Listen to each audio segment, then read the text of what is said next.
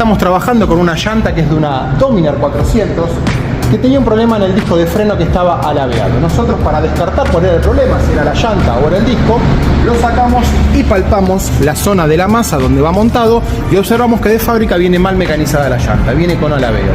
Por eso, ahora la mecanizamos, la volvimos a remecanizar y lo dejamos sin ningún tipo de alabeo. Eliminamos unas décimas de milímetros y pudimos dejar la llanta como corresponde. Ahora lo que va a haber que hacer es reemplazar el disco de freno, porque al trabajar con esa deformación generó que se deforme el disco y seguramente también las pastillas de freno.